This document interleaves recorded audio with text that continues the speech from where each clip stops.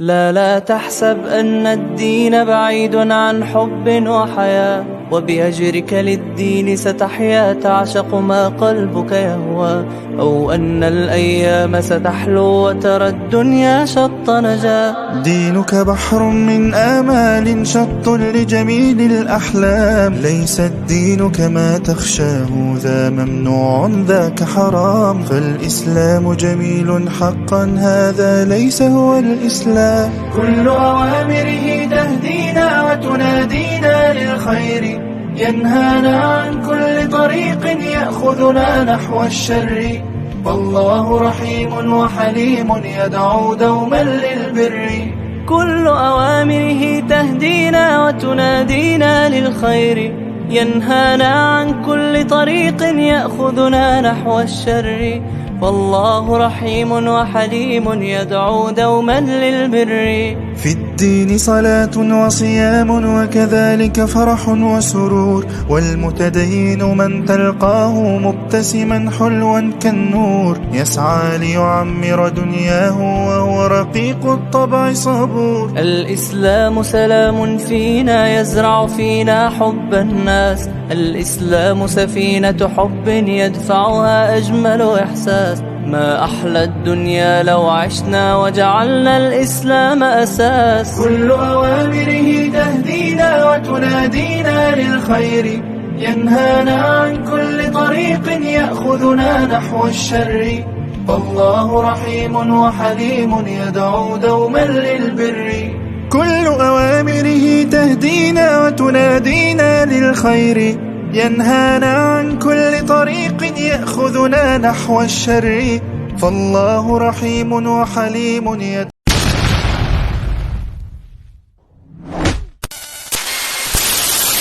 3, 2, 1.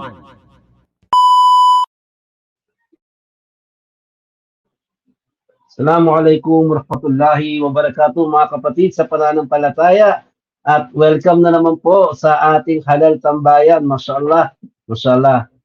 Mga kapatid, live po tayo ngayon dito sa ating page Halal Tambayan, at live din po tayo sa Pilipinong Muslim at sa aking page sa Akbahad. Mashallah. At mga kapatid, ngayong gabi ay meron tayong very interesting na topic. Mashallah. Kahit ako first time kong magta-topic ng ganito sa isang live program, mashallah, tabarakallah. So, ngayong gabi nga ay pag-uusapan natin ang patungkol sa sihir. Yan, mashallah.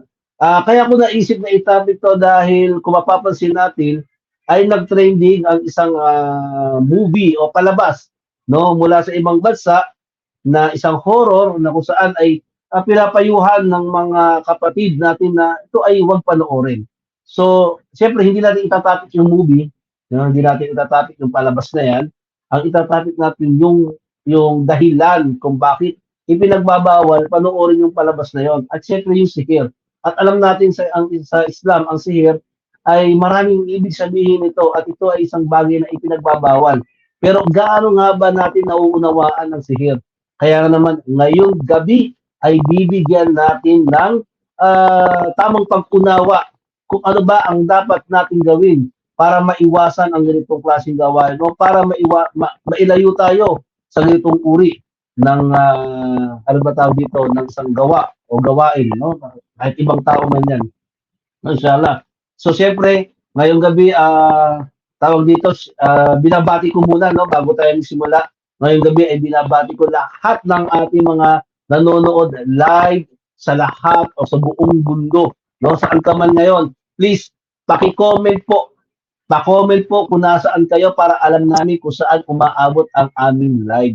So, syempre, huwag niyo kalimutan na i-share, i-like ang aming mga page, Akbahad, Halal Tambayan, Pilipinong Muslim.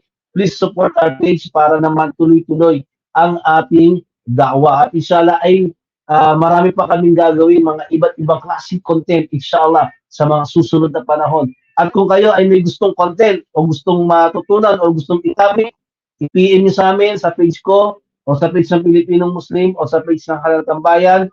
I-PM nyo kami kung ano yung gusto nyo i-topic namin sa susunod. So inshallah, i-comment nyo po kung taga saan kayo.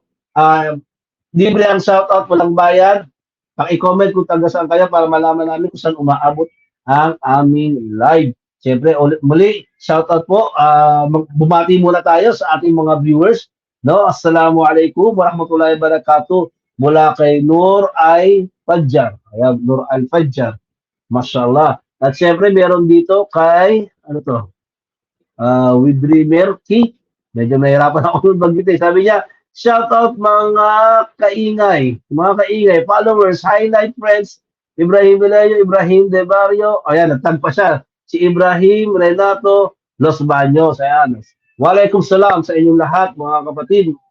Mashallah. At siyempre, meron dito si Isa Estinor. Ayan. Assalamualaikum warahmatullahi watching from Jeddah. Ayan. Nakarating ang ating live sa Jeddah. Mashallah. Waalaikumsalam sa iyo, brother.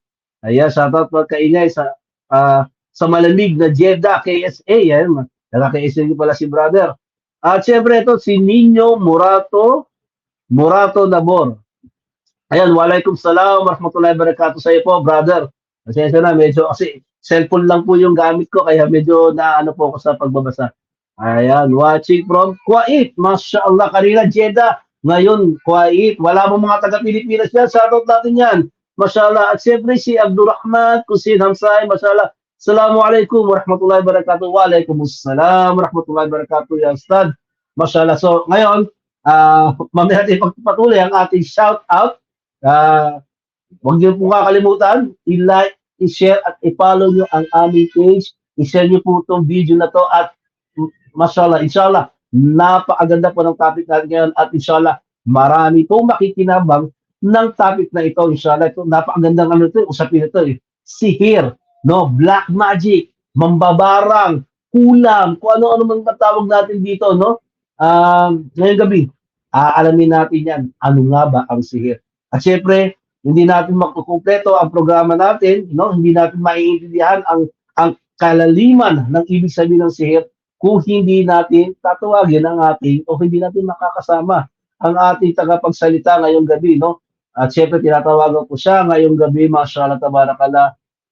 Ito pong ustad na to, mashallah, napakamalapit sa puso ko dahil isa po siya sa naging ustad ko nung ako ay nasa Makkah pa nakatira, mashallah. Ako din patrabaho sa Makkah, mashallah. Nung ako ay isang sariwang balik Islam pa, mashallah. Isa sa ustad, itong ustad na to ay isa sa mga humubog sa akin, no? Mashallah. So inshallah, hindi ko na patatagalin. Umpisahan na natin. Magtimpla na kayo ng kape. Kunin niyo na mga chichiren nyo at makinig kayo sa ating ustad. Kunin ang ballpen, notebook at i-take note nyo ang mga sasabihin niya patungkol sa sihir at inshallah, magpakipakinabang ito sa ating lahat, inshallah. So tinatawagan ko na po ngayong gabi, walang iba kundi ang ustad natin mula sa Saudi Arabia. Hindi ko lang alam kung nasa Makkah pa siya o Jeddah, pero ngayon siya ay traveler, mashallah. Tinatawagan ko po ang ating pinakamamahal na ustad, Ustad Alimuddin Onofre Ilyas. Assalamualaikum warahmatullahi ta'ala wabarakatuh, ya Ustad. Waalaikumsalam warahmatullahi wabarakatuh. Masya Allah, tabarakallah. Masya Allah. Mashallah, mashallah. Dapat pala, nagpalit din ako ng shades kaya. Naalala ko, gabi pala dito, no? Mashallah, maaga pa din sa Saudi Arabia. Ustad, kamusta naman po kayo, Ustad? Alhamdulillah, alhamdulillah, bini'matillahi tatimus salihat. Alhamdulillah, lahat ng bagay ay nasa mabuti at ngayon ay nasa malamig na lugar po tayo, alhamdulillah. Mashallah, no? Parang hindi bagay yung topic natin dahil winter na winter ang natin yan, no? At pag-uusapan natin ay nakakatakot, no? Horror, no? Sihir. Pero ganoon pa man mga kapatid, ito ay napakalaking kaalaman. Ito ay napakalaking dagdag na kaalaman. Yung mga maibibigay ng Ustad ngayong gabi ay malaki pakinabang inshallah sa atin ito. Kaya naman hindi ko na patatagalin at bibigyan natin si Ustad ng oras para ipaliwanag ano nga ba ang sihir. At i-relay nyo na po yung mga question nyo, please. Yung mga magtatanong po, inshallah, ay related lang po. O wala po magtatanong po tungkol sa asawa o pagkaasawa. Please lang. Kasihir lang po tayo. No? Pero huwag nyo naman tanongin, pwede ko bang isihir yung asawa ko? Huwag naman yan. Later. Yung topic natin, yung question natin, doon lang sa topic, inshallah. So, start sa inyong floor. Okay. أعوذ بالله السميع العليم من الشيطان الرجيم. بسم الله الرحمن الرحيم. الحمد لله والصلاة والسلام على من لا نبي بعد الذي حمل لواء الدعوة وبلغ الرسالة وأدى الأمانة ونصح الأمة وجاهد في الله حق جهاده صلوات الله عليه وعلى آله وأصحابه أجمعين. أما بعد، رب اشرح لي صدري ويسر لي أمري واحلل عقدة من لساني يفقه قولي. اللهم اهدنا واهدي بنا واجعلنا سببا لمن اهتدى. السلام عليكم ورحمة الله wabarakatuh. Ayuhal musyahidin, masyaallah tabarakallah.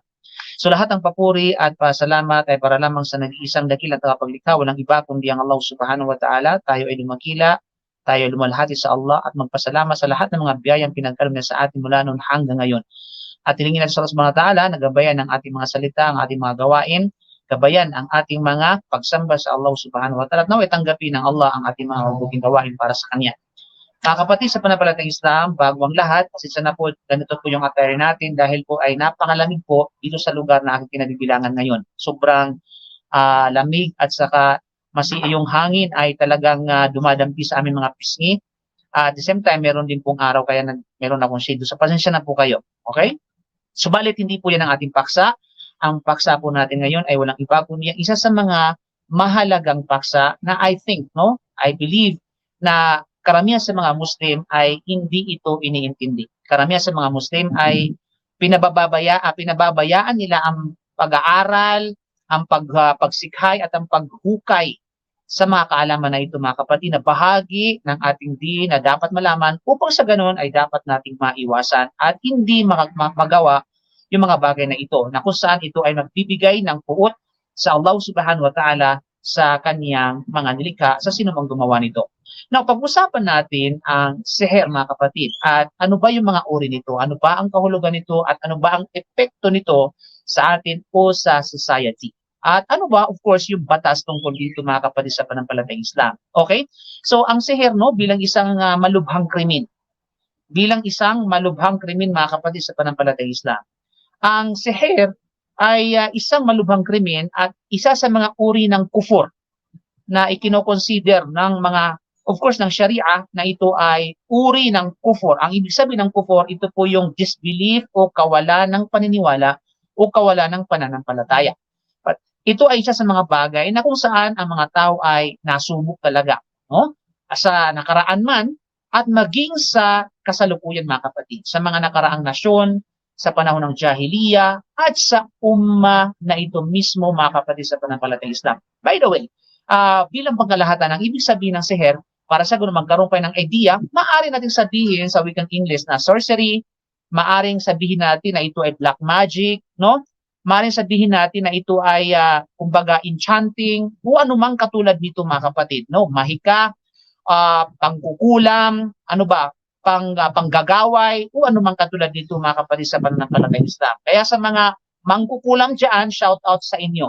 Sa mga mahilig sa salamangkero, shout out sa inyo. Especially sa mga kapatid natin na mga nagsasabing Muslim na nagpa-practice ang ganitong gawain, baka marahil ay hindi nila batid kung ano ang rules at kung ano ang kapanganiban nito sa kanyang sarili at maging sa mga taong nasa paligid niya. Kung mas dumarami ang kamangmangan, mga kapatid, sa pananampalatayang Islam, mas mababa ang kaalaman at kamalayan sa pananampalataya. Walang duda. Kapag hindi gaanong binibigyang pansin ng mga authority ang bagay na ito, mas dumarami at lumalaganap ang mga nagsasagawa ng sihir at panliling lang sa kalupaan, no? Upang kunin, no, ang kayamanan ng mga tao at lituhin sila. Lituhin mismo yung mga tao at gawin sa kanila ang iba pang mga bagay na nais gawin ng mga nagsasagawa nito sa ibang tao, na hindi namamalayan ng mga biktima kung ano ang ginagawa ng mga nagpa-practice na ang sihir sa kanila. Kapag namayani naman, of course, on the contrary, ang kaalaman at tumaas ang pananampalataya ng isang tao at ang mga Islamikong authority ay makapangyarihan, no? Ang bilang ng mga masasamang tao, siyempre, ay lumiliit. At sila ay lumilipat mula sa isang lupain tungo sa iba pang lupain o sa ibang lugar. Kung saan ay yung mga taong ito ay naghahanap ng isang lugar kung saan ang kanilang kasinungalingan ay tatanggapin at ia-adapt ng tao. At sila ay mambibiktima sa kanilang panlilinlang at korupsyon, mga kapatid, sa pananampalatayang Islam. Kaya kapag ang mga tao sa lipunan ay ina-adapt nila yung practice ng mga black magic, mga salamangkiro, mga pangkukulang, panggagaway at anumang katulad nito ay mananahanan yung mga nagsasagawa nito. Kasi bakit tinatanggap ng tao at magkakaroon ito ng malaking problema sa lipunan. Subalit kapag ang mga tao may kaalaman, may takot sa Allah Subhanahu wa Ta'ala, no? Mayroon siyang iman. Alam niya ang kanyang na ito ay isang malaking bagay na ipinagbabawal, ito ay uri ng kufur, kawalan ng pananampalataya. Walang duda yung mga taong ito ay lilipat sa ibang lugar at maghahanap naman ng mga taong bibiktimahin nila. Inilarawan sa atin ng Quran at saka ng Sunnah ang mga uri ng sihir at ang mga pagpapasya o mga hukom o kahatulan sa bagay na ito mga kapatid sa pananampalatayang Islam. Ang sihir ay tinatawag sa gayong katawagan. Bakit pa tinawag ang sihir sa ganong tinatawag na katawagan, sa ganong pangalan? So, tinawag ito sa ganong pangalan o katawagan dahil ang mga paraan ito, yung means, yung pamamaraan sa pagsasagawa nito ay nakatago, no? Lihim, kumbaga, hindi lantaran. Kaya tinawag siyang sihir. Nakakubli sa mata ng tao. At dahil ang mga nagsasanay ng sihir, yung mga black magician, yung mga mangkukula, mga manggagaway, salamangkiro at anumang katulad nito mga kapatid, ay nakikitungo sa mga bagay na lihim o unseen o ilmul ghaib na nagbibigay daan sa kanila na magsagawa ng mga illusion upang lituhin ang mga tao at linlangin ang kanilang mga mata, linlangin ang kanilang mga paningin, at maging sanhi ito ng pinsala o nakawin ang kanilang pera, nakawin ang kanilang kayamanan o gumawa ng kapahamakan sa mga tao na magiging biktima nila. No, sa isang tinatawag na palihim, no, pasikreto na paraan upang sa karamihan ng mga kaso at pagkakataon ay walang nakakaalam kung ano talaga ang nangyayari. So ganun mga kapatid, no? Ganun na mambiktima yung sahir, yung mga gumagawa ng sihir sa mga tao. Akala nila sa kanilang mga mata ay parang totoo. Pero subhanallah, nakalihim at nakakubli ang kanilang mga ginagawa sa paningin ng kanilang mga biktima. Kaya't ang huling bahagi ng gabi ay tinatawag na sahar, di ba? Sa Arabic term mga kapatid, pag sinabing sahar, actually isa lang yung pinag-ugatan niyan, sin, ha at sakara. Nagkakaiba-iba lamang ng kumbaga ng pagbabasa depende sa vowels, no?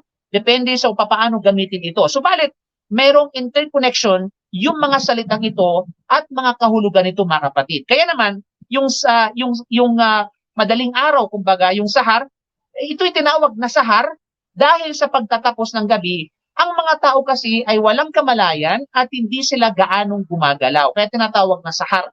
Kaya yung sihir din, tinatawag ng sihir din kasi bakit? Hindi alam ng mga tao kung ano ang sikreto at kung ano yung actual na ginagawa ng isang gumagawa ng sihir sa likod, no? Ng mga paningin at ng mga mata ng mga tao. Kaya tinatawag sihir mga kapatid sa pananampalatayang Islam. Kumbaga mapanlinlang, no? Mamanluluko yung mga taong ito na gumagawa ng black magic, gumagawa ng pangkukulam at gumagawa na sabihin natin ng panggagaway. Kaya nga another term kumbaga sa Arabic, yung baga, yung lungs, tinawag din sahar, no? Tinawag din siyang sa tinatawag na saharun dahil nakatago ito sa loob ng katawan. Oh, look at the definitions, no? Sihir, sahar, saharun, lahat ng ito ay merong interconnection yung kahulugan, nakakubli, nakatago, lihim, kumbaga mga kapatid sa pananampalatayang Islam. Kaya kapag gumagawa ka ng lihim, alam na this, okay? Nagsisihir ka. Okay? At this is literal na meaning, no? Literal na kahulugan mga kapatid. Subalit, ang pinakakahulugan nito mga kapatid sa Sharia, mga kapatid sa pananampalatayang Islam, ang sihir ayon sa definition ng Sharia o legislatively speaking, ang kahulugan ng sihir ay kung ano ang ginagawa ng mga salamangkiro, manggagaway o ng mga magician, no? Upang linlangin at upang lituhin ang mga tao. Upang ang nanonood talaga sa kanila, no, ay papalakpak, no? At the same time mag-iisip na ito ay totoo. Samantalang ang katotohanan ay hindi pala. Ay hindi pala. Tulad ng sinabi ng Allah tungkol sa salamangkiro ni Firaun. Alam natin yung kwento ni Prophet Musa alayhi salam. Alam natin, very famous story inside the Quran, mga kapatid. Sa sino mang nagbabasa talaga, no, ng kasaysayan at the same time ng banal na Quran. Na kung saan nandun yung pagtatagpo ni Prophet Moses at saka ni Firaun, pati yung mga salamangkiro na talagang pinag-aral, sinuportahan, binigyan ng suporta, no? Pati ang pamilya ng mga salamangkiro na ito ni Firaun, mga kapatid sa pananampalatayang Islam. Kaya nga sinabi, tunghayan natin ang napakagandang talata, mga kapatid, naman kung sa matatagpuan sa Taha, chapter 20, no? Verse 65 hanggang 71 ng banal na Quran. Sinabi ng Allah, ba'udhu billahi minasyaitanir rajim, bismillahirrahmanirrahim, qalu ya Musa imma an tulqiya wa imma an takuna awwala man alqah. Qala bal alqu fa idha hibaluhum wa isiyuhum yukhayyalu ilayhi min sihrihim annaha tas'a. Fa awjasa fi nafsihi khifatan Musa, qulna la takhaf innaka antal a'la wa alqi ma fi yaminika talqaf ma sana'u innama sana'u kayda sahirin wala yuflihu sahiru haythu ata. Faulqiya as-saharatu sujjada qalu amanna bi rabbi Haruna wa Musa qala amantum lahu qabla an adana lakum innahu lakabirukum alladhi 'allamakum as-sihr fala uqatti'anna aydiyakum wa arjulakum min khilafin wa la usallibannakum fi judu'in nakhli wa la ta'lamunna ayyuna ashaddu 'adaban wa abqa. So ito napakagandang kumbaga sa kwento na ipinarating sa atin ng Allah subhanahu wa ta'ala, mga kapatid. Kaya sinabi ng mga salamangkero, umusa. So nagtagpo na mga kapatid, no, yung nag-face off na, face to face na si Prophet Moses at mga salamangkero ni Firaun. So sabi ng mga magician, umusa, maaring alin sa dalawa, no? Ikaw yung mauna at magbitiw ng yung tungkod. O di kaya ay kami ang mangkumpisa at ipamalas namin ang anuman na hawak-hawak namin. Diba? Sabi niya, sino sa atin yung mauna? Ikaw pwede kang mauna. Kasi bakit? Yung mga magician, alam nila kung ano daw yung mangyayari kung batid nila sarili nila na mananalo sila. Yun ang kanilang palagay. At malilin lang nila si Musa alayhi salam. Subhanallah. Kaya sinabi sa kanila ni Musa, hindi ako ang mauuna, kundi kayo muna ang unang maghagis ng anumang mayroon kayo. No? Na kung kaya, inihagis nila ang kanilang mga lubid at yung mga tungkod. At dahil sa tindi ng kanilang salamangka, ang nakikita ni Musa ay mga ahas na gumagalaw, mga kapatid sa pananampalatayang Islam. Na kung kaya nagkaroon ng takot si Musa sa kanyang sarili. Now, of course, yung takot na ito, sinabi ng mufassir ito na khawfu tabi'i. Ibig sabihin yung normal na takot ng isang tao, mga kapatid sa pananampalatayang Islam. So bilang tao, normal tayo matakot sa ahas, mga kapatid, no? Kasi siyempre, alam natin na si Musa ay isang propeta, subalit natatakot pa rin sa mga bagay na ito, mga kapatid. No? Kaya naman, nagkaroon ng takot si Musa alayhi salam. Dahil doon ay sinabi ng Allah kay Musa alayhi salam, pinakalma ng Allah subhanahu wa ta'ala si Musa alayhi salam. Sabi ng Allah sa kanya, huwag kang matakot. Huwag kang matakot sa anumang bagay dahil katiyagang ikaw ay mangingibabaw laban sa kanila ng mga salamangkero at gayon din kay Firaun at sa kanyang mga sundalo at matatalo mo sila. So, mayroon ng assurance mula sa Allah. Kapag mayroon tayong assurance mula sa Allah, mga kapatid sa pananampalatayang Islam, subhanallah, alam natin, nasa side tayo ng Allah subhanahu wa ta'ala. No, nasa side natin ng Allah subhanahu wa ta'ala, wala kang dapat na ipangamba. Ipagpatuloy mo lamang yan hanggat yun ay katotohanan, hanggat yun ay pinahintulot sa iyo ng Allah subhanahu wa ta'ala. Na kung kaya, sabi ng sa kanya, ihagis mo ang iyong tungkod o Musa, na tangan-tangan ng iyong kanang kamay, upang lamunin ang kanilang mga lubid at tungkod. Dahil sa kung ano man ang kanilang ginawa sa harap mo o Musa, ay mga panlilin lang lamang. Panlilin lang, no siher, at panliligaw na ng salamangka. At kailanman ay hindi magtatagumpay ang mga salamangkero kahit na gaano kadalubhasa ang antas na kanilang abutin. Na kung kaya, ang ginawa ni Musa, ang inagis ang kanyang tungkod at nilamon ang kanilang mga gawa-gawa lamang na pandaraya. Nilamon, mga kapatid, at lumitaw ang katotohanan at nangingibabaw ang matinding katibayan laban sa kanila. Na kung kaya, napahandusay yung mga salamangkero at nagpatira pa sa lupa at kanilang sinabi, naniniwala kami sa Rab na sinasamba ni Harun at ni Musa. Dahil sa kung ito ay salamangka ay hindi kami magagapi. So, mga kapatid sa pananampalataya, bago natin ipagpatuloy ang kwento, subhanallah, yung ganong sitwasyon, mga kapatid, na abatid agad ng mga salamangkero kung ano yung katotohanan, na ang katotohanang dala ni Musa alayhi salam ay galing sa Allah subhanahu wa ta'ala at hindi ito isang bagay na laro at biro at panlilin at batid nila sa kanilang mga sarili na ang kanilang ginawa ay isang panlilin lang na kung kaya walang pag-aatubili, oras mismo sila ay nagpatira pa, no, sa lupa bilang pagsamba sa Allah at paniniwala sa Panginoon na nagpadala kay Musa at kay Harun, mga kapatid. At naniwala sila na si Propeta Musa ay isang propeta ng Allah Subhanahu wa Ta'ala. Ikaw, manunood, pagkatapos mong malaman ang katotohanan, kailan ka magpapatira pa para sa ganun isuko mo ang iyong sarili sa harapan ng dakilang tagapaglikha. Sinabi ni Firaun sa mga salamangkiro, naniwala agad kayo kay Musa at sumunod sa kanya at nagpasya kayo, bago ka pa kayo pahintulutan na gawin ito. Para bang sinong magbigay sa inyo ng karapatan na magpatira pa kayo at maniwala kay Moses, samantalang ako ang bumuhay sa inyo, sabi ni Firaun. Ako ang nagbigay ng suporta sa inyo. Ako ang nagpalamon sa inyo. Ito yung mga ibang mga to, parang katulad ni Firaun, no? Kung gayon si Musa pala ay dakilang pinuno ninyo na siyang nagturo sa inyo ng salamangka. Kaya sumunod kayo sa kanya. Kung gayon walang pag-aalinlangan. Puputulin ko ang inyong mga kamay at mga paa sa magkabilang bahagi at ipapako namin kayo sa mga puno ng palmera ng datiles. Walang pag-aalinlangan. Malalaman ninyo o kayong mga salamangkero kung sino sa amin, ako o ang ila na Diyos na sinasamba ni Musa ang makapagbibigay ng masiding kaparusahan ng higit na pangmatagalan. So yung mga kapatid, yun ang napakagandang kwento. Basahin nyo mga kapatid, sino mga may oras, subhanallah, napakagandang kwento at maging sa mga tafsir ng mga aya na ito nabanggit natin. Na kung kaya, maaaring masabi natin na mayroong kinalaman ng sihir, no? Mayroong kinalaman yung ibang mga gawain sa sihir na ginagawa ng salamangkiro.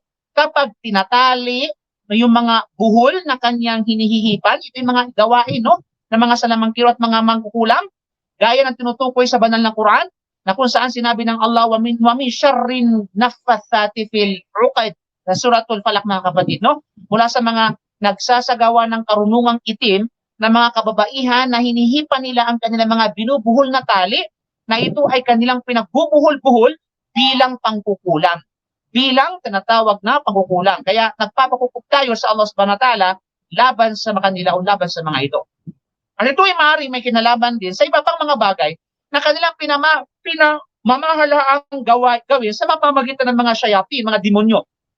Mayroong koneksyon ang mga gumagawa ng siher o black magic o pangkukulong o panggagaway doon sa mga syaitan, doon sa mga demonyo, mga kapatid. Kaya sila ay gumagawa ng mga bagay na maaaring makaapekto sa pangatwiran ng isang tao o magkapagdulot sa kanya ng sakit o pakiramdam, no? Maaari silang magdulot ng pagkakabahabahagi sa pagitan ng isang lalaki at ng kanyang asawa, yung mag-asawa, na nagre-resulta sa kanyang pagmumukhang pangit sa kanya.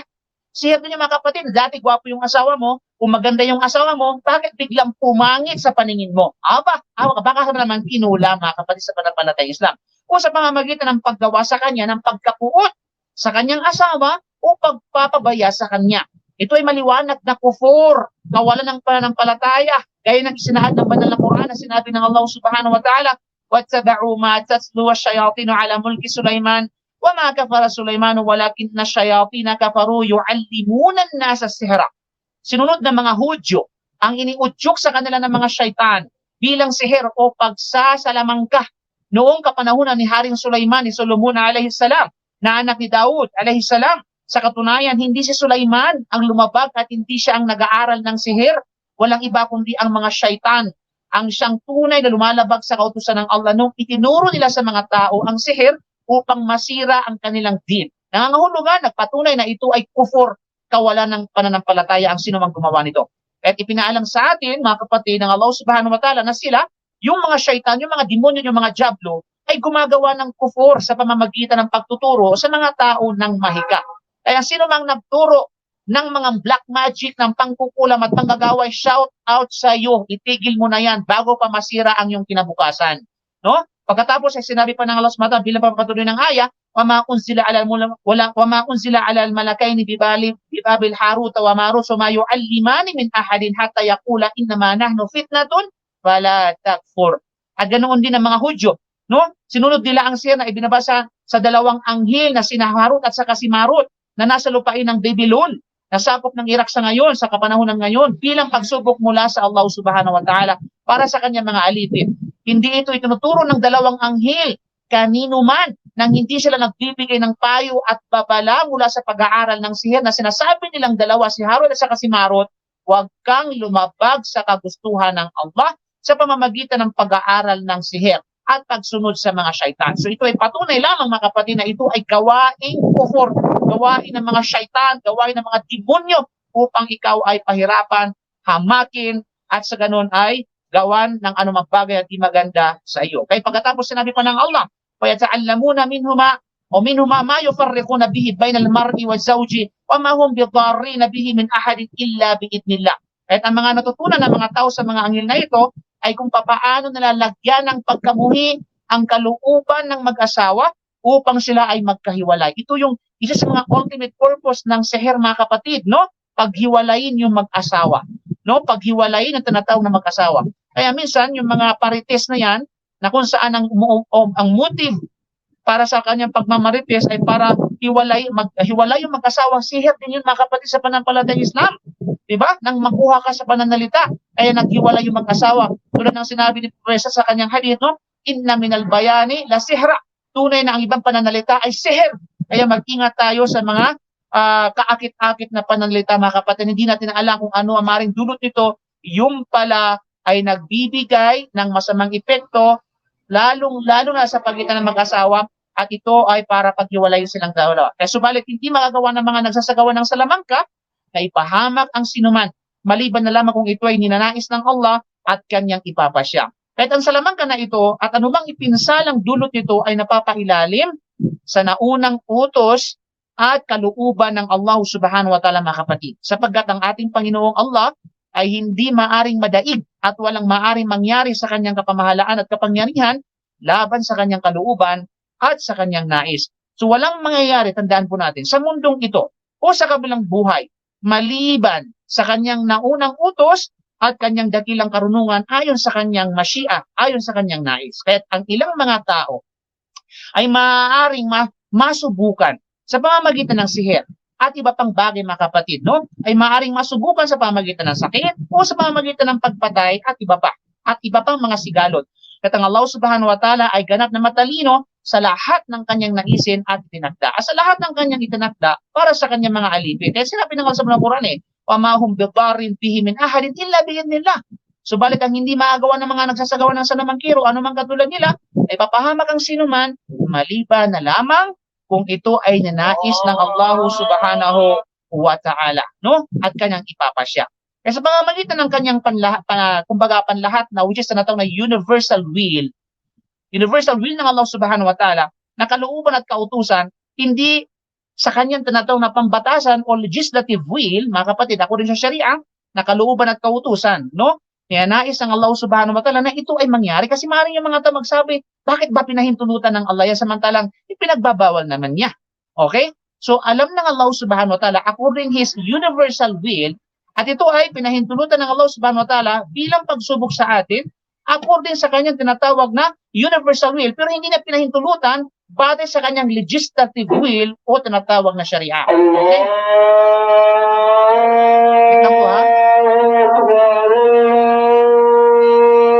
Tapusin mo natin yung adan. Allah Akbar.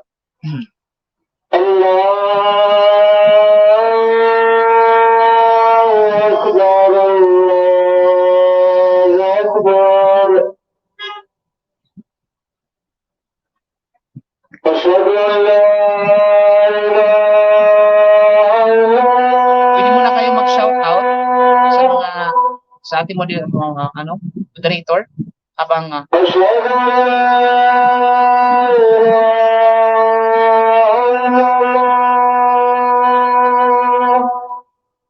pwede muna akong ilagay sa backstage. Shoutin nyo. Inshallah, last time, inshallah. Miguel.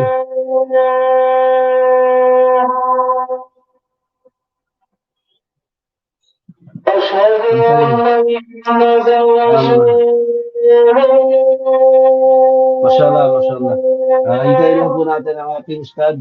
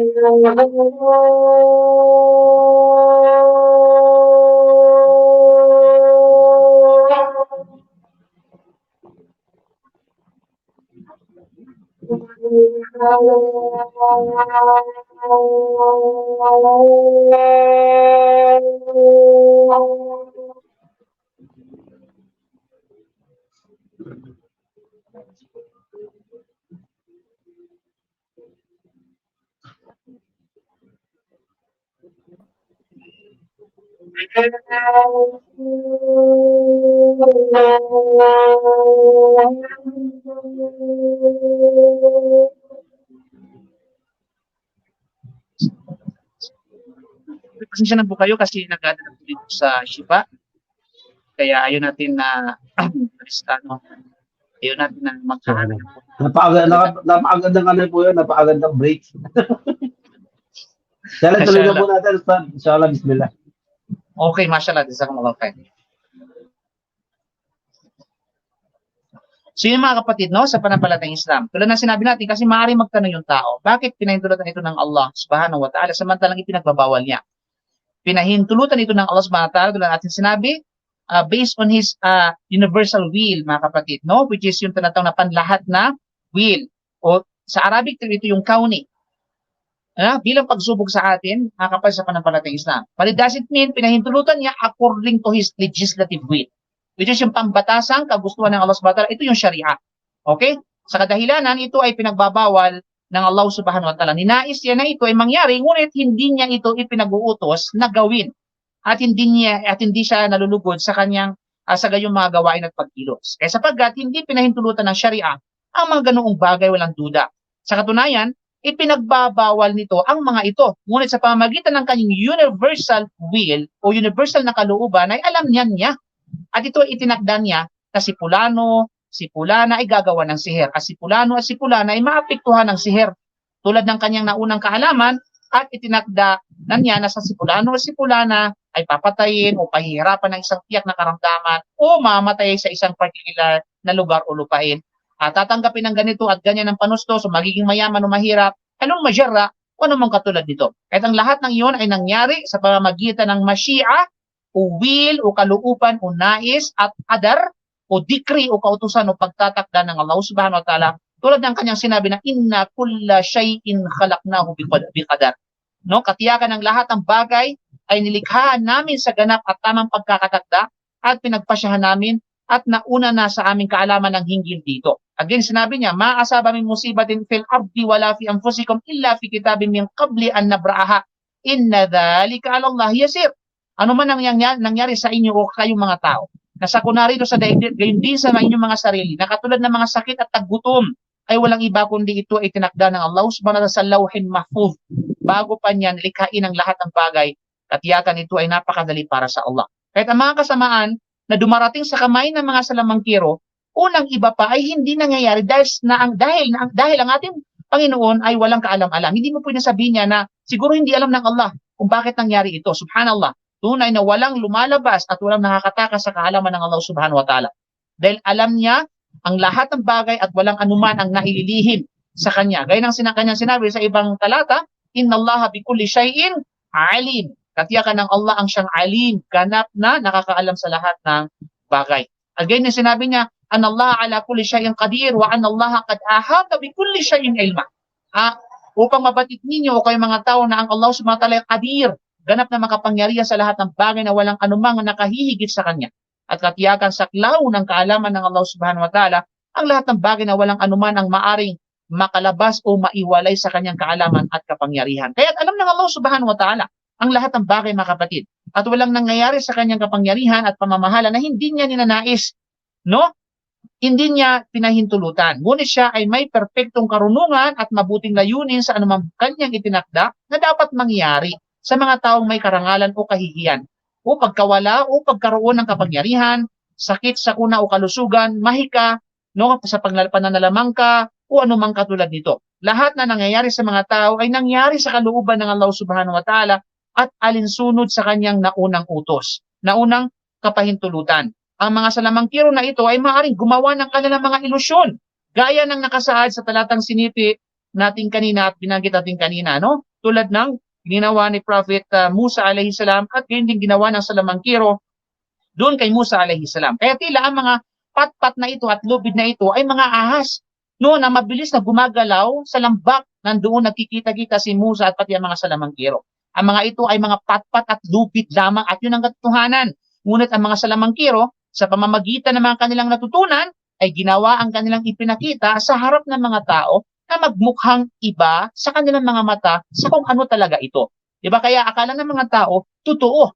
Akala ni maging si Faraon ay akala niya na totoo yung ahas na yun. Subalit ang katotohanan, ito ay illusion lamang mga kapatid. Kaya sinabi ng Allah, yukhayyalu ilayhi min sihrihim annaha tas'a.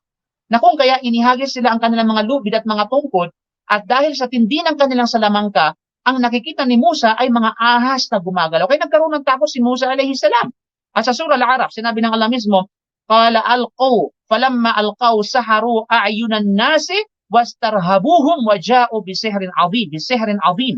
Sinabi ni Musa sa mga salamangkero, kaya yun niya, no? Alqaw, kayo muna ang unang maghagis ang inyong mga salamangka. Na kung kaya noong inihagis nila ang kanilang mga lubid at mga patpat o tungkod, ay nalinlang nila ang mga mata ng mga tao. Kaya naisip ng mga tao na ang nakikita ng kanilang mga mata ay katotohanan.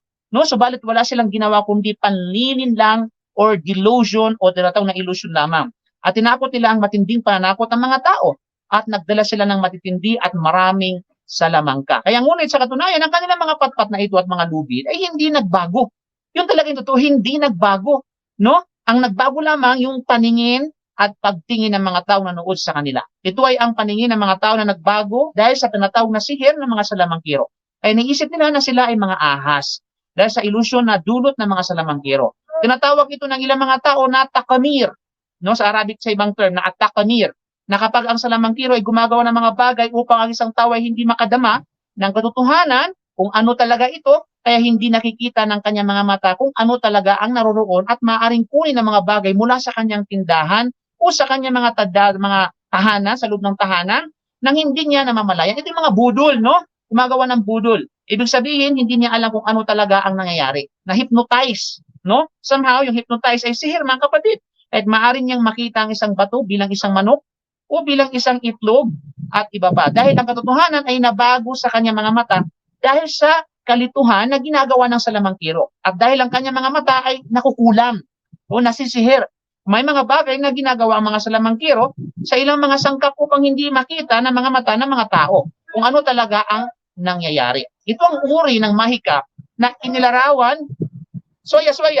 Okay? Na inilarawan, halas, soya, basta hindi mo hadara. Halas, na ito yung uri ng mahika na inilarawan ng Allah subhanahu wa ta'ala bilang azim, bilang dakila o great, no? O seryoso na makapangyarihan. Sa suratul A'raf na sinabi na, no? Bisihrin azim, waja'u bisihrin azim, no? Ito yung tinatawag na nagdala sila ng matitindi at maraming salamangka.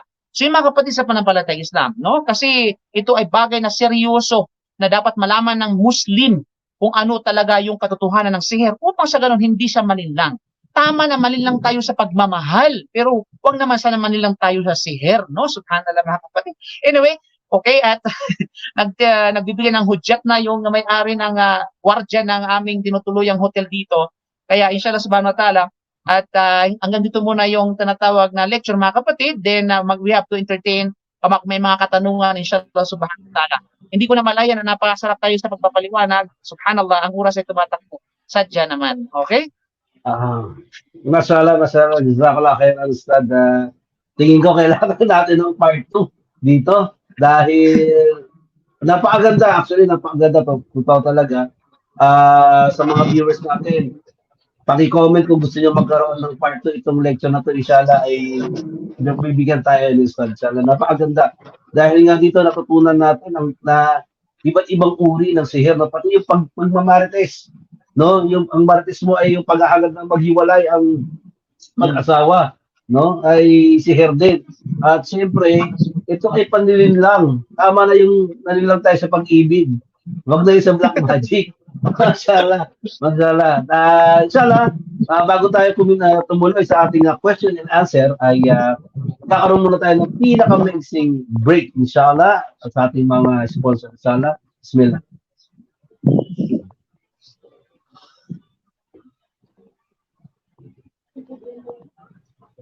Ayan, siyempre meron tayong Ashams Halal Goods. Yan, mga black seed, honey black seed. Available po yan. Hanapin niyo po sila sa Shopee at sa kanilang Facebook page. Yan po. Halal po yan, legit na honey at legit na black seed. At meron din sila, ano to, mixed with black seed, Barako tea. Yan, kape na parang tea na may black seed pa rin. Mashallah. Available po, 130 pesos lang. Oh. Order na po kayo, inshallah. At siyempre sa mga nais nagpadala ng kanilang pusa nationwide, meron tayong cutboarding din. Bisita lang po kayo sa page ng Mr. Wise. At inshallah ay entertain namin kayo siya. Yan lang, sa mga mahilig sa pusa. Ayan po, siguro, bago natin ituloy, isang maiksing na shoutout muna dyan, kapatid, para malaman natin kung sino pa yung comment dyan ng gusto ng part 2 ng sihir, no? Ayan, si, ano to, Mardia Marato. Assalamualaikum, review ko lang kasi hindi ko nasimulan. Okay, mapapanood mo yan mamaya, inshallah. Si Khaled Espinosa, Espinosa. Ayan, assalamualaikum, ya Ustad, mashallah. Waalaikumsalam, rahmatullahi wabarakatuh. Si Abdurrahman, ano to, sa Kina, hindi ko mabasa. Nur Antrajan, mashallah. Nagtag, mashallah. Isa ko lakiran, Shams, let's watch together, followers. Oh, Shopee. Free shipping. Ayan. Assalamualaikum warahmatullahi wabarakatuh from Hola University. Mashallah, napakalayo nito, sister.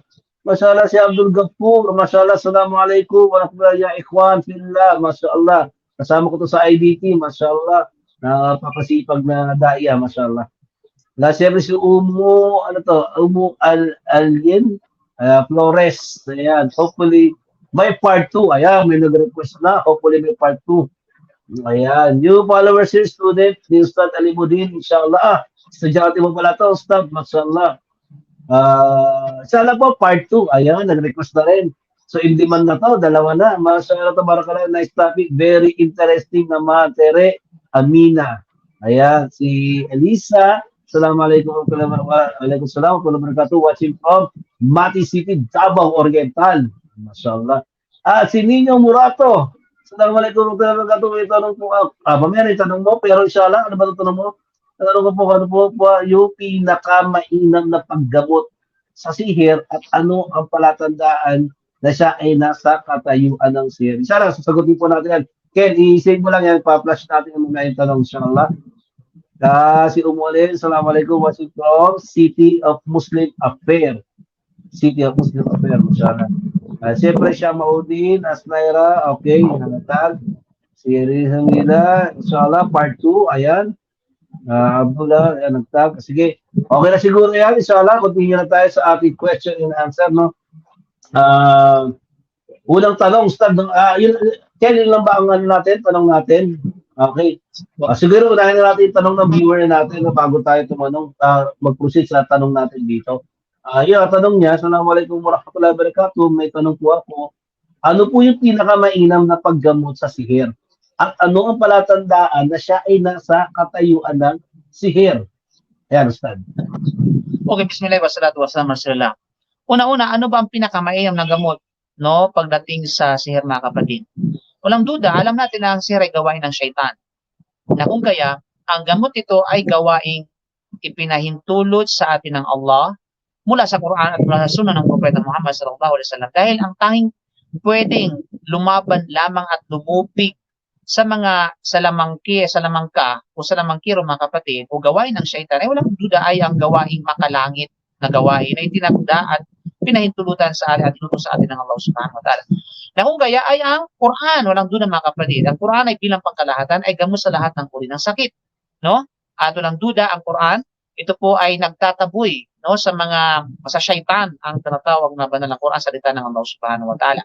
Dapat nating matutunan papaano yung kumbaga yung ruqyah na which is yung prophetic incantation na itinuro sa atin based on the sunnah, itinuro sa atin ng Propeta Muhammad sallallahu alaihi wasallam.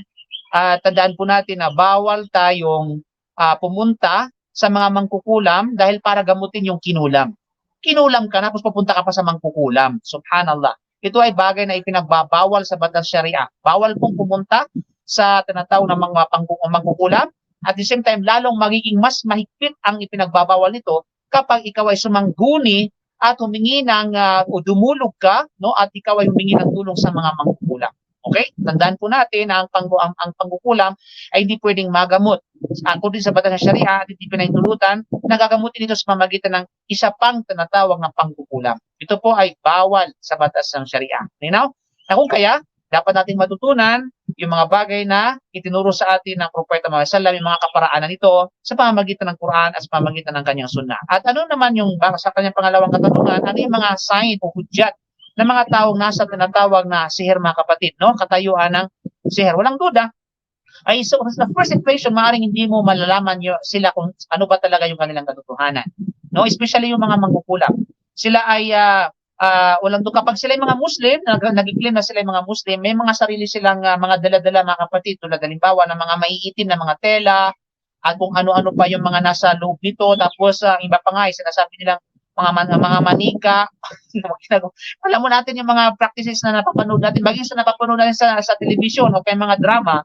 Actually, yung katotohanan, kinuha yun sa mga totoong gumagawa ng sihir nito, mga kapatid, sa pananampalatayang Islam. Yung nga kinukulam, no, gamit yung mga instrumento na ito para sa ganoon na mamanira ng manghamak ng kanyang kapwa. Kaya makikita Allahu Akbar, asyhadu an la ilaha illallah, asyhadu anna Muhammadar Rasulullah. Ya as-salatu ya al-falah, qamatus salatu, qamatus salah. Allahu Akbar, Allahu Akbar, la ilaha illallah. Okay. Kasi ang katanungan po ay yung sign ika nga na nasa sihir siya o gumagawa ng sihir o nasihir siya. Okay? Dalawa po 'yan. Yung gumagawa ng sihir natin, may mga elemento siyang mga dala-dala na hindi mo maintindihan kung ano yung nakasulat dito. Na kung sila lamang yung nakakaintindi. Malinaw?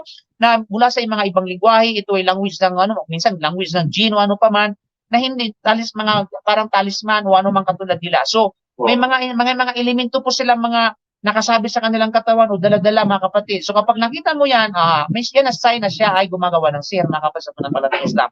And pangalawa, yung taong nasihir. Ito yung mga taong nakulam, no? Ay walang duda, alam natin, no, yung mga taong nakulang na kung saan kahit ipa-admit mo sa mga doktor ay hindi siya madidetect kung ano talaga yung kanyang sakit, no? Minsan lumulubo yung kanyang tiyan, nagkakaroon ng karamdaman at sakit na hindi maintindihan, naduduwal, sumasakit yung ulo, tapos pag pina-check mo sa doktor, walang findings ang doktor. Na ibig sabihin yan ay sa mga hudyat na nasihir siya. Okay? So, kailangan natin mag-ingat at lagi tayong magpakumpok sa Allah. Suratul Falaq, Suratul Nas, Suratul Ikhlas, at ang Ayatul Kursi po ay ito ay isa sa mga pinakamalakas na panglaban sa at yung adhkar o adhkar masyru'a. Okay? Jazakumullah kasi Mashallah, mashallah. Ayun. I-review pa natin yung mga sinagot ni Ustad para sa mga gusto umiwas o makaiwas sa sihir, inshallah. Ang susunod natin katanungan, Ustad. Kaya nga, nabanggit natin na ang sihir, ito ay mula sa jinn, no? Ito ay galing sa jinn. Na, totoo ba talaga na yung gumagawa ng mga kulam, barang, no? Ano pa man yan gawin ng totoo ba nakikipagkasundo daw sila sa jinn? Yung ang kapalit ay, ang kaluluwa nila ay mapupunta sa impyerno. Totoo ba yun, Ustad? Actually po, totoo po yan. Totoo po talaga yan. Yung mga gumagawa ng pasalamangkero at saka sabihin natin ang pangkukulam ay parang ibinibinta nila ang kanilang kaluluwa doon sa mga jinn at mga engkanto. Kaya kapag once na nahawakan na sila ng mga mangkukula ng jinn, mga kapatid, ay kung ano ang inuutos sa kanila ng demonyo ng syaitan, ay yun ang gagawin nila. Pag sabi ng syaitan, kailangan mo mag-alay ng ganito, mag-alay sila. At sila ay uutusan objective ng utos ng tinatawag ng mga jinn sa kanila, mga syaitan sa kanila, ay walang iba kundi mag-shirk sa Allah subhanahu wa ta'ala, magtambal sa Allah subhanahu wa ta'ala. Kaya sabi ng intagado sa kanya, mag-alay ka ng ganito. okay, mag-aalay siya. Kailangan na maghanap pa siya na halimbawa, mag-alay ka ng puting manok o kay kulay pink na manok, ialay mo sa ganitong lugar, ialay mo sa tao na ganyan, sa oras na ganito, sa araw na ganito. Siyempre, hawak na ng tinatawag na jinn. Otherwise, kapag siya'y sumuway doon sa utos ng jinn, ipapahamak siya at ipapahamak ang mahal niya sa buhay. Okay? At kapag nagkaigihan at kapag hindi na kontrol ang jinn, mga kapatid, hanggang sa ikamamatay niya ito, mga kapatid, sa pagkalimutan. Yung gumagawa ay yung naging biktima ng tinatawag na demonyo o kontrol ng tinatawag na syaitan. Kaya naman, walang duda, parang ipinagbibili niya ang kanyang, sabihin natin ang kanyang kabilang buhay, no? At walang duda, kapag siya namatay dito, at yan ay malinaw sa mga teksto ng sa kasunod na siya ay mamatay na nasa state ng kupo, shirk, at yan ay mabuhay itong impyerno. So, walang duda, totoo po yan. Ito kapag alimpas natin ng demonyo, patayin mo yun, sa mga pagpatay, patayin mo yung ganito. Marami yan, marami kami encounter na kung saan ay biktima. Dahil sa biktima siya nagsihir. At hanggang yung parang nabaliw siya, hindi niya alam kung ano ang kanyang gagawin. At kapag sinabi na pagpigil ka sa Allah, wala na sila na ang kanyang puso. At yung pangamba at yung takot na kapatid ay laging nandyan sa puso at isip ng mga taong gumagawa ng salamero at gumagawa ng tinatawag na panggagaway. Kaya, natuda sila'y kontrolado ng syaitan dahil sa bakit sila'y nagpapakupkup doon sa syaitan sa halip sa Allah subhanahu wa ta'ala. Kumbaga siya ay sumusunod sa mga demonyo at syaitan kaya sa pagsunod sa Allah subhanahu wa ta'ala. Dahil sa kapiranggot na kayamanan, ari-arihan, kaligayahan na may na gusto nilang matamo sa vida.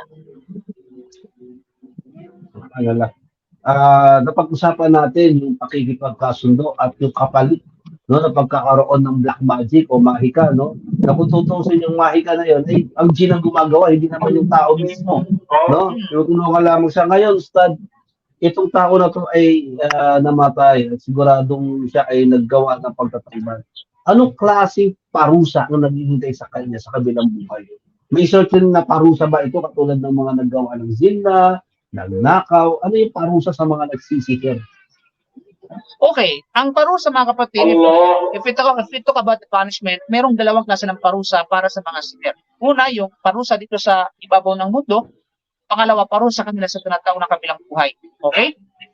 Basically, ang parusa sa sinumang gumagawa ng sihir, which is na-apply ito at ini-exercise ito ng mga nasa authority, ay ito ay walang iba kundi ang tinatawag na paghampas o pagkitil ng buhay sa kanya. Ito ay napatunayan mismo sa hadith ni Imam Tirmidhi rahimahullah na kung saan mula sa hadith ni Jundub radiyallahu anhu na sinabi ni Prophet Muhammad sallam, "Haddut tahir darbuhu bis-sayf." Ibig sabihin, ang parusa na ibinibigay sa isang salamangkero o mangkukulam ay isang hampas ng espada. Isang hampas na espada. Sa mga may sinasabi nila kinakailangan hingin mo sa kanila na magtauba, bigyan ng chance ng 3 beses na magtauba at manumbalik sa Allah subhanahu wa ta'ala. Pero kapag hindi, sa kanila i-apply ang parusa ng paghampas ng espada bilang pagbitin ng kanilang buhay. Kasi bakit kailangan gawin ng parusa sa kanila? Kasi bakit? Para sa ganyan hindi na maghanap sa kalupaan ng kapinsalaan na dulot ng kanilang mga gawin sa panahon ng Islam. At walang tuda sa tinatawag na kabilang buhay, mga kapatid. But by the way, ganun ng proses ng mga sahaba kung ating babalikan yung mga kalaitin na kapatid, si Umar bin Khattab, inutusan niya Khattab ang pagpatay sa mga manggugulam. Inutusan niya ang kanya mga manggagawa or employee no, sa Levan, sa Sham, no, na paslangin ang mga manggugulam sa Lamungkit. Again na si Hafsa ay may isang babae na kinukulam siya at kaya naman ito yung pinatay niya.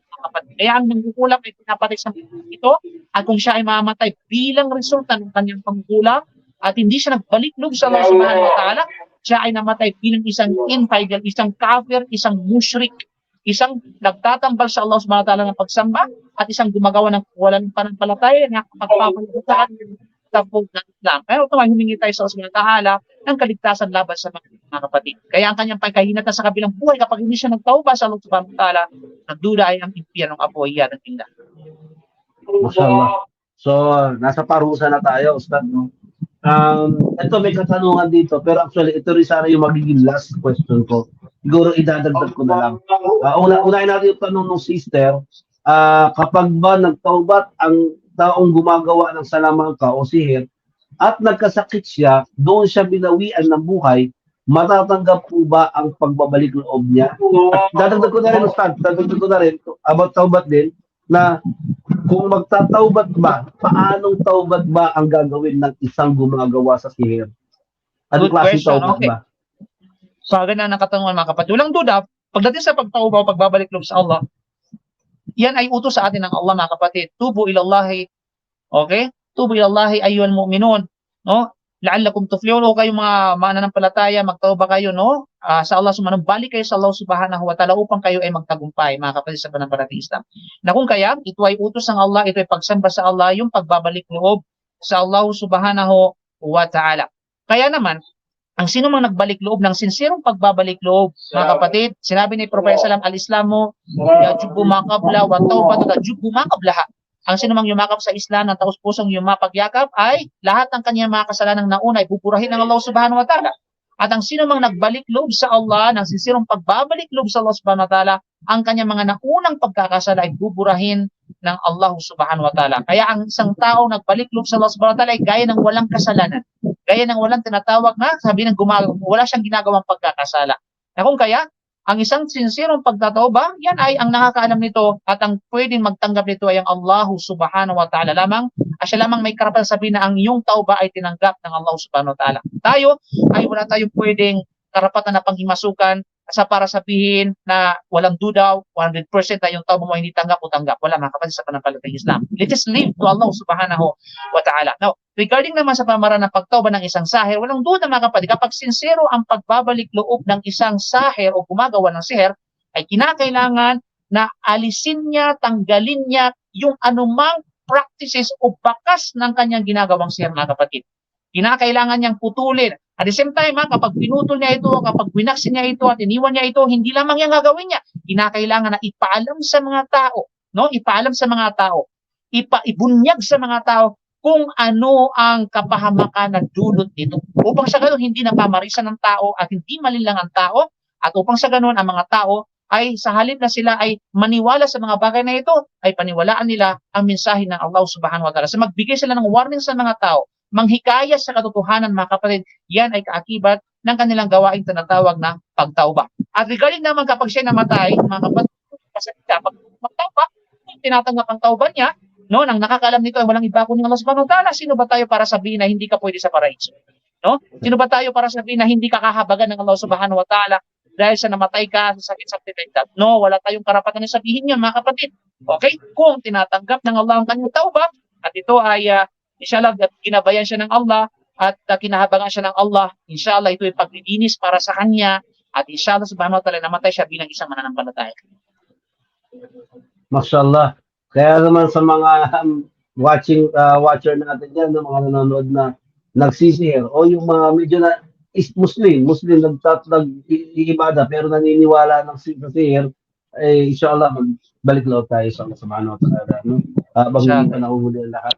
So, yun, mashallah, napakaganda ng ating gabi at bitin, inshallah, siguro ngayon pa lang, tatanungin ko na si Ustad kung ready ba tayo para sa part 2?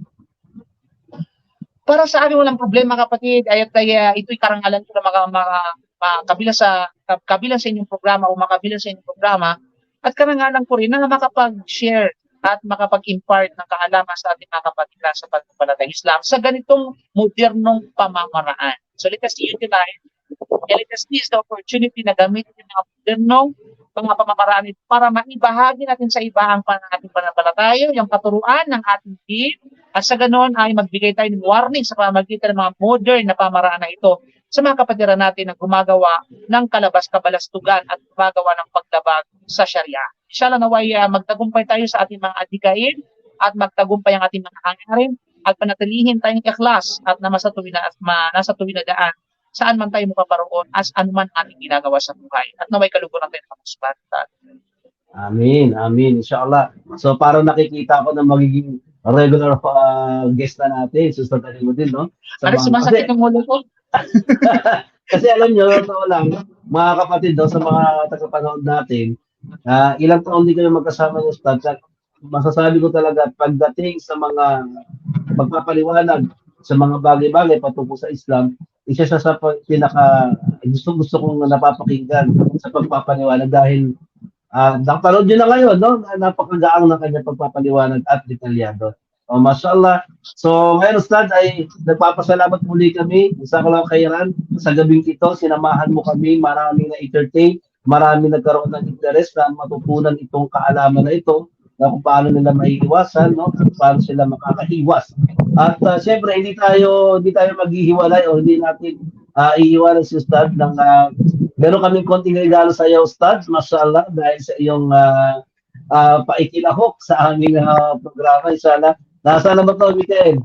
I-flash mo na yan. Ayan. Certificate of Appreciation proudly presented to Ustad Alimuddin Anobre Elias for sharing his knowledge about Islam and joining us at Halal Tambayan this Sunday, January 13, 2024. At termado na po yan ang kamera.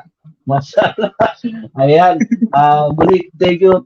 Maraming salamat po Ustad sa pagbibigay ng pagkakataon sa amin. At nakita naman po natin ang response ng ating mga viewers, mashallah. Nagkaroon sila ng gusto. Kasi hindi po ito lagi na pag-uusapan.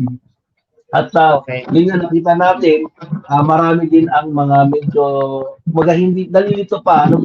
Although alam natin ang sihir ay bawal sa Islam. Pero marami pang katanungan. So, magkikita po tayo sa part 2. Inshallah, abangan nyo ang update namin. Muli, Ustad, alam namin na napaka-busy mo. Inshallah, maraming salamat sa pagkakataon nito. Mula sa pamunuan ng Halal Tambayan, mula sa iyong kapatid, si Akpahan, si Akmikael. Jazakallahu khairan, barakallahu fiik ya Ustad. Assalamualaikum warahmatullahi wabarakatuh. Waalaikumsalam warahmatullahi wabarakatuh. Inshallah, pinagsis po tayo sa mga susunod pang programa. Inshallah, hopefully, may magkakaroon tayo sa iba't pang mga programa nila at pang mga nakatakda para sa mabuting hadikain. Inshallah, subhanahu wa ta'ala, ay matulungan tayo dito man sa mundo, higit lalo sa kabilang buhay na may pag-ipunin tayo ng Allah subhanahu wa ta'ala. Maraming salamat po dahil ako po inaabangan na ng guardian ng Intel.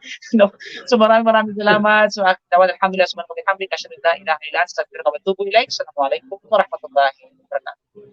Waalaikumsalam warahmatullahi wabarakatuh. Mashallah mga kapatid. Mashallah, napakaganda ng gabi. Actually, parang gusto ko nang i-straight hanggang 10 o'clock para matuloy lang yung kaduktor ng kwento niya. Kasi napansin naman natin na bitin talaga si Ustad, mashallah. Dahil ganito talaga si Ustad magpaliwanag. Napaka-detalyado. No? Talagang hihimayin niya yung isang bagay na napag-uusapan. Hindi sapat yung isang oras eh. Pero dahil nga dito sa programa natin ay meron lamang tayong isang oras, inshallah bibigyan namin yung part 2. Ibibigay namin sa inyo yung part 2, inshallah. Abangan nyo lang dito sa Halal Tambayan, inshallah. At syempre bago tayo magtapos, meron tayong konting shout out dito kay Tere Amina. Ang sabi niya, looking forward for part 2 po. Excited na. Mashallah. Mashallah. Sino pa dyan, Ken? Ayan, si Umo. Alien. Sana continue na itong program to Ramadan. Mashallah. Inshallah, isama po ninyo sa dua ninyo. At ayun, hingin ko na rin po ang itong pagkakataon na to, inshallah. Sa mga nais pong mag-contribute o magbigay ng kanilang sadaka para may pagpatuloy ang programa nito ay inshallah kami po ay bukas sa pagtanggap ng iyong mga tulong para ipagpatuloy ang programang ito. Dahil po meron po kaming ilan mga binabayaran inshallah. Hindi naman po ito persahan pero inshallah kung nais nyo maging kabahagi. Actually yung panonood nyo, yung pag-share nyo lang sa aming live at panonood, pakikiisa ay malaki ng bahagi sa dawa. Pero kung gusto niyo magkaroon ng magandang reward, inshallah, ay bukas po ang aming programa na tumanggap para maging magamit para sa programang ito. At inshallah po, sa kapatid natin na request, hanggang Ramadan. At inshallah, paghahandaan po namin yung magandang programa sa paparating na Ramadan para hindi po tayo para hindi po masayang ang ating oras, ang ating buwan, inshallah. At sisikapin namin na ang topic na magkakaroon tayo sa buwan ng Ramadan ay yung makakapagpataas ng ating iman at makakapagpanumbalik ng init ng ating pananampalataya. So meron pa ba tayo shoutout dyan, Bro Mikael? Ayan. Si Mardia, mashallah. Sobra naman niya detalyado ang magpaliwanag. Mashallah, ganyan po talaga si Ustad. Napaka-detalyado. Sinabi ko sa inyo, hihimay niya po talaga. Kaya talagang bitin yung oras natin. Pero inshallah, part 2 meron tayo. At nag-confirm na si Ustad, ha? Sa mga viewers natin, confirm na, meron tayo part 2. At hindi natin patatagalin. Next week agad, part 2. Ayan, jazakallahu khairan, barakallahu fik. Ayan, sabi ni Isa. Mashallah, ayan, wa iyakum. Tapos, kay Hanili, jazakallahu khairan, wa barakallahu fikum. Mashallah. Wa iyak, mga kapatid. Mashallah, kay Alicia ba to? Alicia. Yan, Mila. Medyo kasi mali. Pasensya na po, ha. Cellphone lang po kasi yung gamit ko at medyo malayo siya sa akin. Wala po akong gamit na ibang pang live. So, nahihirapan po akong magbasa. Inshallah. Pero babasahin po natin hanggat sa kaya natin. Si Abu Nasria Galok. Yan. Assalamualaikum warahmatullahi wabarakatuh. Watching from Jeddah, KSA. Yan. Waalaikumsalam warahmatullahi wabarakatuh.